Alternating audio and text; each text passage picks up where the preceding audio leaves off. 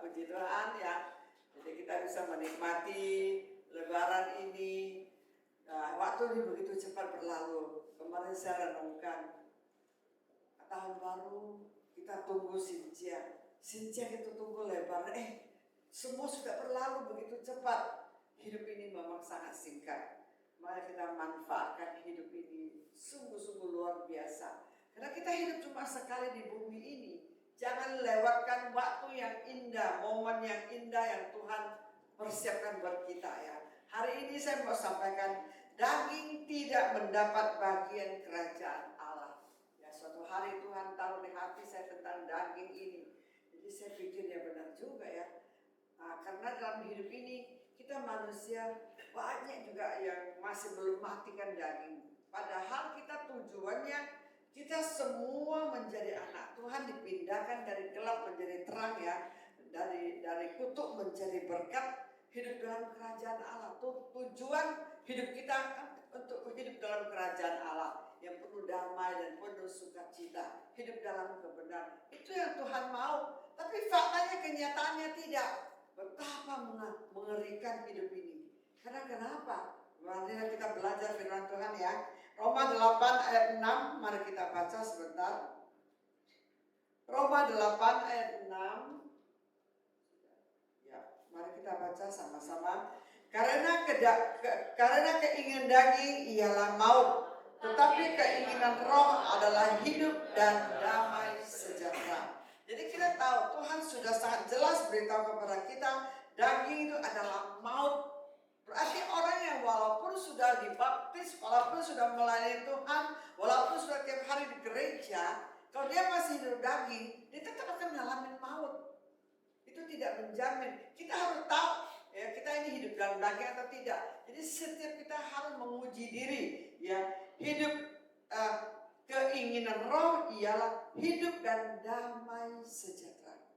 Makanya kenapa tiap kali kalau kita ada masalah selalu saya minta, kadang mau mungkin ada sesuatu ya butuh minta tanda dari Roh Kudus, ada damai sejahtera nggak? Karena kita ada, nggak semua orang bisa dapat pernyataan, penglihatan, mimpi, suara Tuhan ya, nubuat, intuisi, kan nggak semua orang dapat. Paling sedikit. Kalau kamu doakan sesuatu ada masalah, di dalam hidupmu ada damai nggak? Kalau ada damai sejahtera berarti ada Roh Kudus. Jadi kalau hidup tidak ada damai sejahtera, tiap hari nggak ada damai, itu pertanda itu bukan Roh Kudus yang pimpin. Terus juga kita Galatia 5 ayat 19 dan 21 tentang daging kita. Kita mari review, mari belajar lebih lagi supaya kita tahu apa itu daging. Galatia 5 ayat 19 sampai 21, perbuatan daging telah nyata, yaitu percabulan, kecemaran, hawa nafsu, penyembah berhala, sihir, perseteruan, perselisihan, iri hati, amarah, kepentingan diri sendiri, percideraan, roh pemecah, kedengkian, kemabukan, pesta pora dan sebagainya. Terhadap semuanya ini kuperingatkan kepada kamu, seperti yang telah kubuat dahulu, bahwa barang siapa melakukan hal-hal yang demikian, ia tidak akan mendapat bagian dalam kerajaan Allah. Kalau firman Tuhan kita baca, kita harus benar-benar teliti, menyimak, merenungkan. Di sini sangat jelas, sebenarnya nggak usah diuraikan, kita udah tahu daging itu apa. Percampuran itu pasti kedagingan ya, pencemaran hawa nafsu ya, mungkin ya macam-macam. Penyembahan berhala, sihir itu pasti adalah daging, itu pasti. Itu apa sih, mengalami maut dan binasa, tidak akan hidup dalam. Tapi kita lihat nih, perseteruan, perselisihan, iri hati, amarah, kepentingan diri sendiri, percideraan, itu kan melukai orang, roh pemecah. Ngeri loh. Ini malah ini banyak sekali di gereja loh. Ya, tapi nggak di tempat ini, amin, di tempat lain, di mana-mana juga. Kenapa? Perseteruan maksudnya itu selalu berantem gitu loh ya. Apalagi perselisihan, iri hati, itu kan semuanya bisa terjadi dengan siapapun juga. Kalau kita tidak mau jaga, bagai termasuk saya juga. Kalau tidak saya mau jaga juga mengerikan. amarah dengan marah itu lain. Kalau orang marah, kalau kita anak salah, kamu begini, kita marah-marah, tapi udah selesai. Itu namanya marah. Tuhan Yesus pun pernah marah. Tapi amarah itu terus menerus loh. Wah, meledak-meledak loh, gak bisa mengampuni loh. Nah itu amarah lain gitu loh ya. Kepentingan diri sendiri, percideraan dan roh pemecah hati-hati. Kenapa? Karena ini Tuhan sudah ingatkan kepada kita bahwa ini harus kita matikan, harus kita buang dalam hidup kita ini. Karena tujuan kita bukan untuk hidup untuk ini. Seperti Paulus katakan, yang dulu mereka semua yang kuperintahkan kamu, seperti yang telah kubuat dahulu. Ini Paulus katakan, dahulu dia juga mempunyai sifat begitu, tapi setelah itu dia udah buang. Setelah percaya Tuhan, setelah diurapi Tuhan, sudah penuh Roh Kudus, kita harus buang ini. Karena kenapa? Ini adalah maut. Ini tidak mendapat bagian kerajaan surga. Kenapa? Tujuan kita mendapat kerajaan surga kan dalam hidup ini. Biar datangkan kerajaan Allah dalam di bumi seperti di surga. Ya. Dan nanti kita juga akan kembali ke surga. Itu tujuan kita, setiap kita. Makanya kita kenapa firman Tuhan harus direnungkan. Apakah kalau saya tiap malam ya sebelum tidur, saya selalu merenungkan. Hari ini saya masih ada marah enggak? Hari ini mungkin saya masih kesal dengan siapa enggak? Saya bereskan, saya enggak mau. Kenapa? Saya pikir takut nanti kalau kita tidur enggak bangun kan, orang kan bisa tidur sakit langsung enggak bangun ya kayak orang tua begitu. Kalau kita sadar enggak bereskan hati kita bawa dalam tidur. Firman Tuhan ingatkan kita tidak boleh sampai matahari terbenam. Kita boleh berselisih, salah paham, ya boleh marah, tapi kita nggak boleh sampai matahari terbit. Harus dibereskan dan diampuni. Ya itu yang Tuhan mau. Biarlah kita belajar dalam hal ini ya. Karena ini sangat firman sangat jelas Tuhan ingatkan kepada kita bahwa barang siapa yang melakukan hal-hal demikian, ia tidak akan mendapat bagian dalam kerajaan Allah. Firman-Nya sangat jelas. Amin. Biarlah kita belajar benar-benar hidup takut akan Tuhan. Amin. Karena selalu saya merasakan hidup ini sekali. Kita apapun masalah seberapa besar. Kalau saya punya prinsip dari besar dikecili, dari kecil ditiadakan. Itulah. Saya mau hidup damai. Saya mau hidup bahagia. Saya tidak mau hidup bawa beban. Wah, kesal, marah, tidak ampunin. Wah, gosipin kemana-mana dan fitnah kemana-mana. Saya takut. Karena saya sangat takut. Kenapa? Saya tahu. Karena saya pernah dikasih penglihatan lihat. Ya, pernah lihat. Tuhan matanya tertuju kepada setiap anak-anak di dunia ini. Setiap perbuatan kita. Tidak ada satu yang Tuhan tidak tahu. Jadi dia benar-benar seperti film, dia bisa bukakan lihat segala perbuatan kita dari A sampai Z. Karena saya pernah mengalami ini. Pernah sekali dulu saya ya namanya sebagai hamba Tuhan ya, kita akan pernah berteman banyak, dia selalu ikut saya. Tapi suatu hari dia jatuh dalam dosa. Jatuh dalam dosa, dia bergaul dengan suami orang. Tapi saya kan tidak tahu apa benar, kan ramai-ramai pergi, kita tidak tahu. Ini sudah lama, gereja lama. Jadi saudara dia salahkan saya. Masa ente nggak tahu?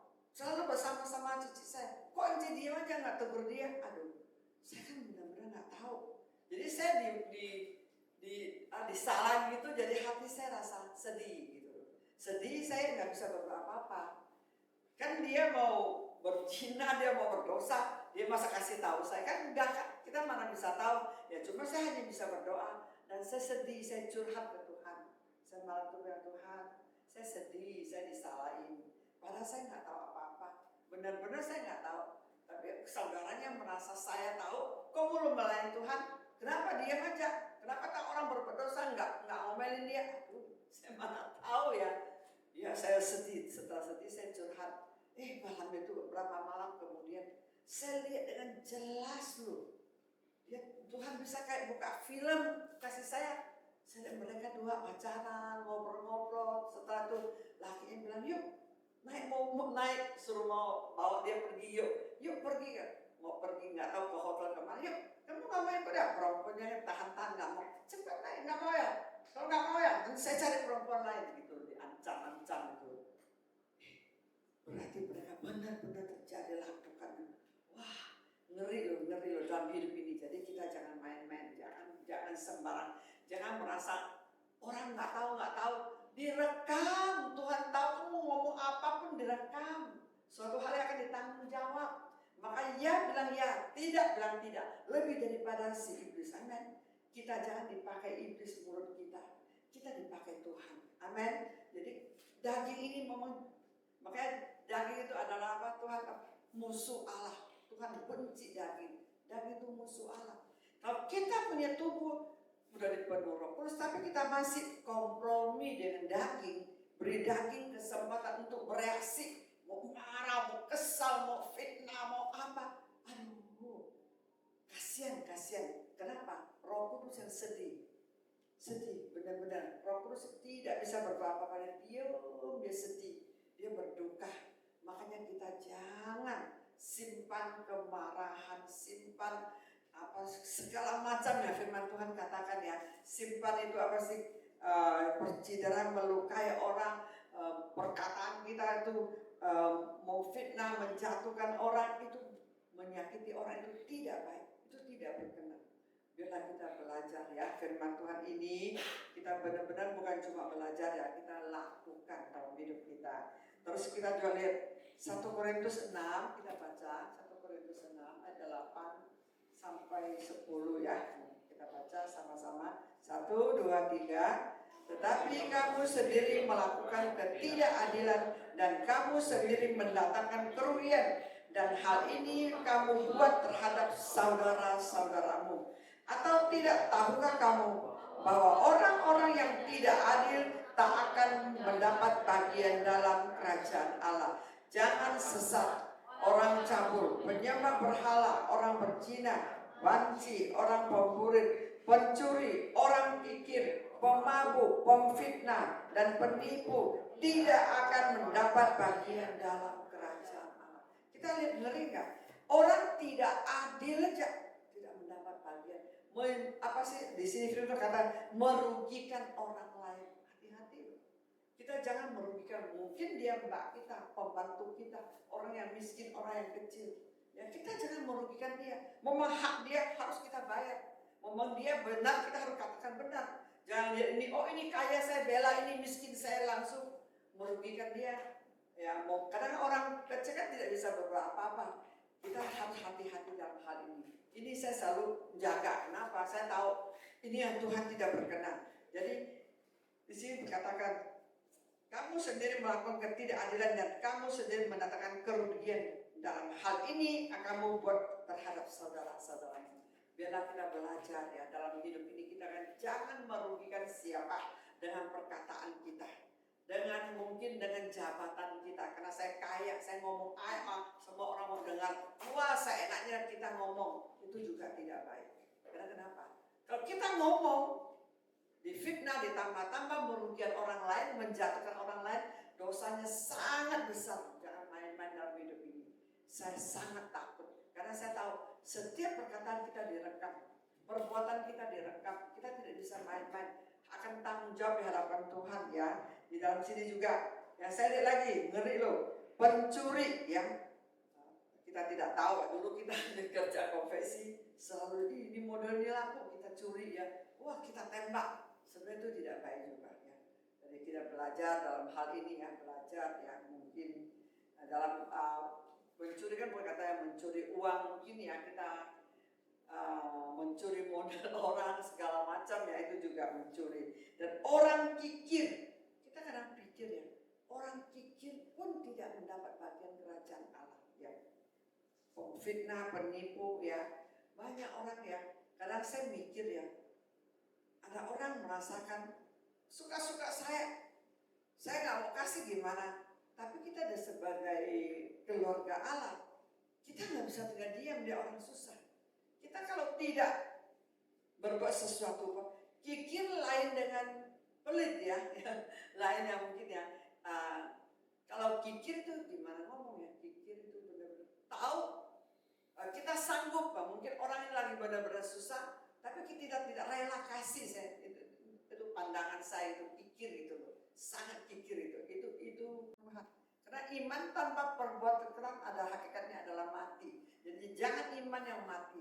Kita benar-benar iman yang hidup, yang benar-benar menyenangkan hati Tuhan ya. Kita tahu di dalam Matius 7 juga diingatkan kepada kita bahwa ya seperti firman katakan ayat 7, ayat 21 dan 23. Mari kita sama-sama membacanya.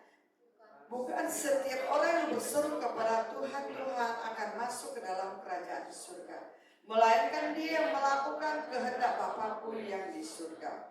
Pada hari yang terakhir, banyak orang akan berseru kepada Tuhan, bukankah kami bernubuat demi nama-Ku dan mengusir setan demi nama-Ku dan mengadakan banyak mujizat demi nama-Ku juga?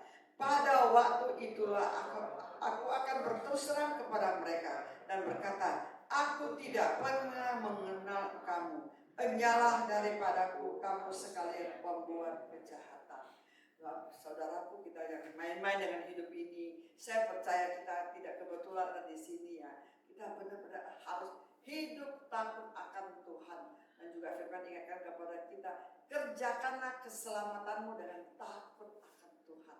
Jadi kita tidak bisa main-main karena kita sudah punya Roh Kudus, Roh Allah yang memimpin hidup kita. Tergantung kita ambil keputusan.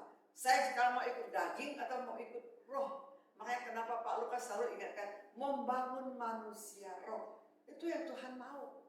Kalau membangun manusia roh berarti kita sudah dipimpin oleh Roh Kudus, dipimpin oleh firman Tuhan. Kalau membangun manusia roh berarti kita benar-benar menjadi anak Tuhan. Kalau kita masih ada kedagingan yang seperti yang tadi kita baca, ya masing-masing untuk kita selidiki introspeksi kita. Kalau kita masih ada kedagingan, marilah kita buang, jangan dikuasai oleh kedagingan kita lagi. Amin. Biarlah hidup kita ini benar-benar menikmati bahagia ya. Kita tahu hidup cuma sekali. Kita jangan abaikan, jangan anggap sepele firman ini. Jangan anggap sepele, karena firman tidak bisa main-main. Suatu hari kita semua akan bertanggung jawab di dalam hidup ini. Bagi orang yang tidak tahu, mungkin ya kita nggak bisa paksa mereka karena dia nggak tahu firman. Tapi bagi kita yang sudah tahu, kita yang sudah melayani, sudah menjadi pemimpin, menjadi anak Tuhan, murid Kristus, kita yang sudah tahu, kita masih kompromi dengan apa yang telah Tuhan catat. Saya cuma himbau hati-hati, ya, minta ampun kepada Tuhan, tinggalkan itu, karena sangat disayangkan, ya, kita tidak mau satupun di tempat ini binasa. Kita ingin semuanya mengalami kerajaan Allah. Amin. Ya, kita juga ingin setiap hari kalau lagi doa di atas di kamar, saya doakan supaya gereja ini, kan kita tahu sekarang masa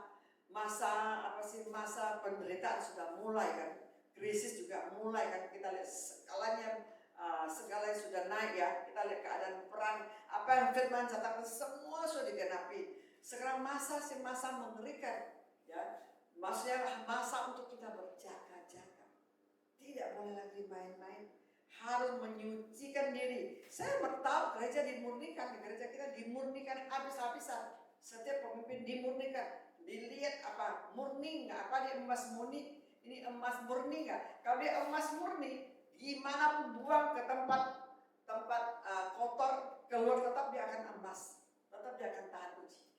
Tuhan berkata, sekali lagi aku menggoncangkan, ya, sisa tinggal yang tidak tergoncangkan. Amin. Saya harap kita, saudara, kita semua adalah yang tidak tergoncangkan. Amin. Kondisi, keadaan, kesusahan, masalah, disakitin, dianiaya, difitnah, dijatuhi, apapun tetap kuat. Amin. Kita punya Roh Kudus, kita punya Allah. Kita jangan takut masalah, hadapi dengan iman. Dengan jaga hati, dengan takut Tuhan. Saya percaya Tuhan pasti bela. Walaupun keadaan sekarang susah sampai gimana, orang tahu ya sekarang ketemu yang bilang keadaan pekerjaan memang susah. Di mana-mana keadaan susah, pekerjaan susah. Saya bilang jangan banyak bilang susah. Tetap mengandalkan Tuhan.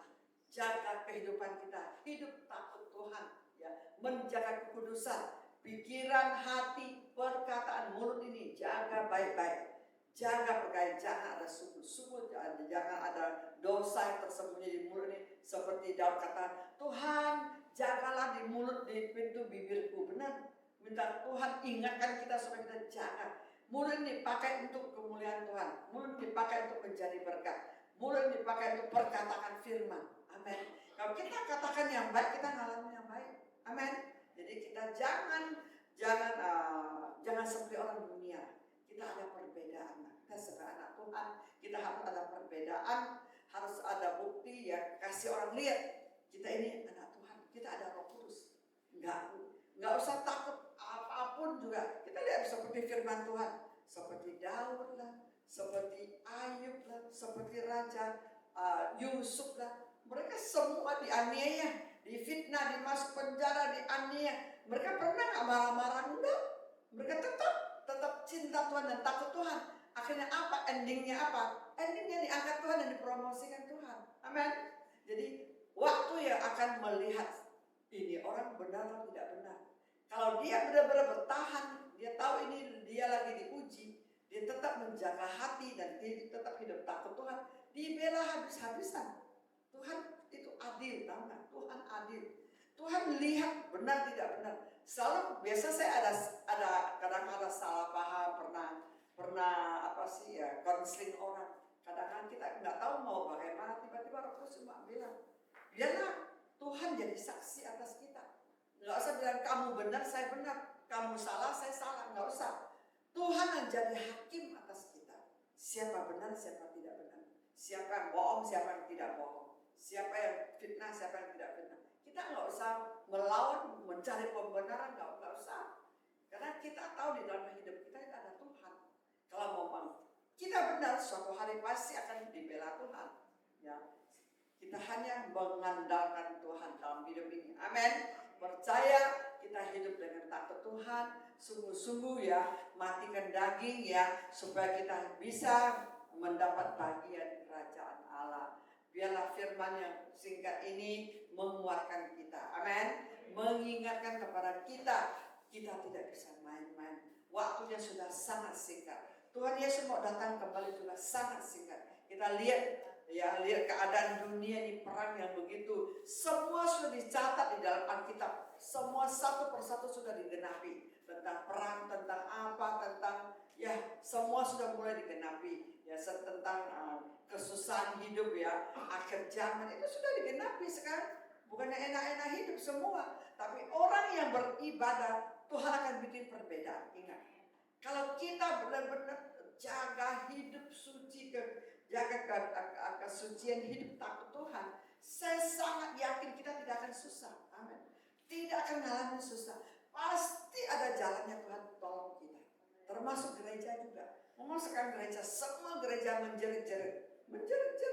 Karena memang keadaan mereka jemaat susah, gereja juga ikut susah. Tapi kita harus mengucap syukur. Kita tiap hari mengucap syukur. Perkataan yang baik berkati jemaat, berkati gereja kita. Hidup dengan iman. Tidak usah takut berlebihan. Ya, masalah walaupun Goliat di depan mata begitu besar, kita hadapin. Harus dengan iman. Akhir zaman sekarang ini kalau tidak dengan iman, kita akan hancur-hancuran. Kalau kita masih hidup dengan kedagingan, kita akan mengalami kehancuran hidup. Kita akan mengalami lebih susah lagi.